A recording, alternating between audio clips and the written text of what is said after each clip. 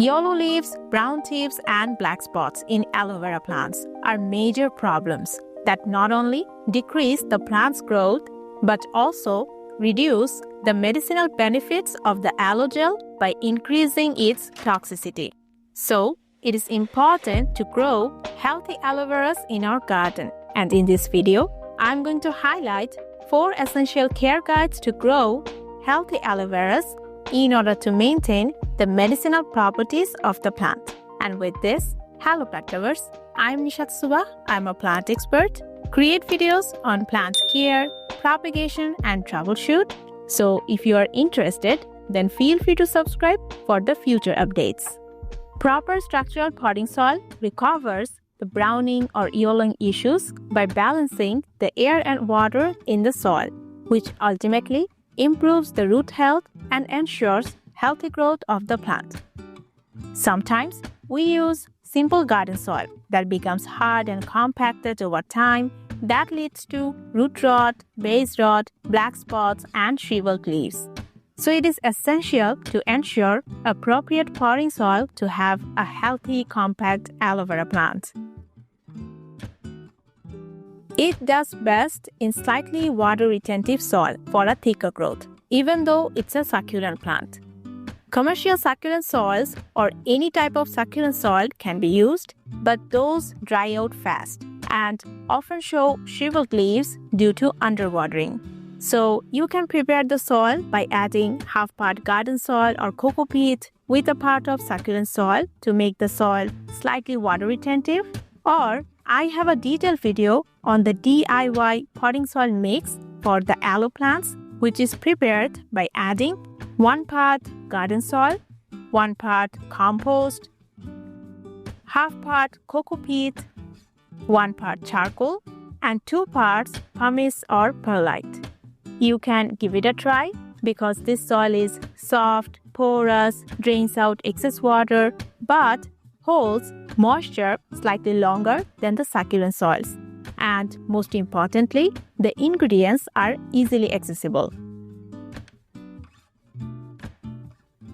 I always recommend checking the upper few inches of the soil moisture level before watering the plants. This technique prevents the plants from getting overwatered, underwatered, or having any water-related issues.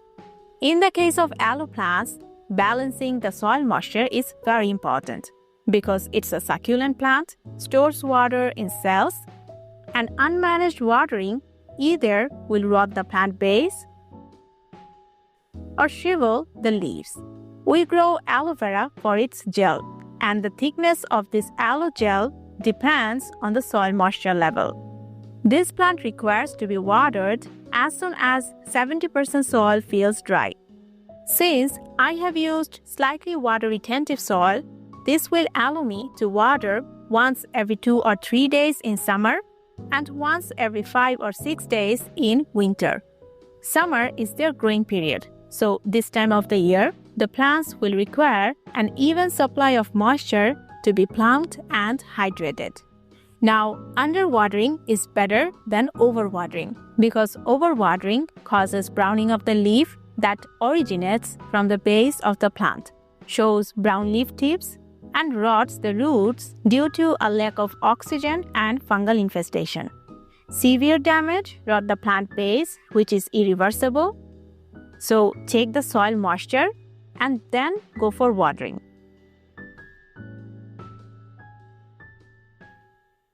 More often, the aloe vera plants turn yellow and sometimes brown if it has been placed under direct sunlight. More often, 2 or 3 hours of direct, intensive light exposure increases the toxicity of the aloe gel, which turns the leaves yellow or brown. But it doesn't mean the plant will thrive in a low light or shaded place because less light exposure turns the leaves leggy and pale. The ideal spot is where the aloe plants will receive at least 5 hours of bright indirect light. It can be near an east-facing balcony that often receives 1 or 2 hours of direct light and bright indirect light for the rest of the 4 or 5 hours of the day, or a south-facing balcony that receives bright light for 4 or 5 hours but not direct light exposure. For the cooler regions, aloe vera can be grown outside under 3 or 4 hours of direct sunlight but needs protection from frost. Proper light exposure prevents yellowing or browning issues, increases pest resistance, reduces watering issues, and keeps the plant compact. So make sure your plants are receiving enough light if you want to improve the plant's growth. Aloe plants do not often get infested by pests, but mealybugs and scales are two particular insects often found on the crusts of the aloe vera or the backside of the leaves. You can manually remove them by using a cotton bud or wash them with clean water, or you can use neem oil solution, but healthy plants have high pest resistance. Ensure the plant is in a bright, well-ventilated place and the soil moisture is in control. Neglected plants always have several pest issues. Take good care of your aloe veras, fulfill their requirements, and your plant not only will have fewer issues, but also the plant will grow fast and produce a lot of plant pups without being fertilized. Now, if you want to learn more about aloe vera plant care, then you can check the playlist that is displayed on the screen. Thank you so much for watching this video, and we will see you in the next one. Take care.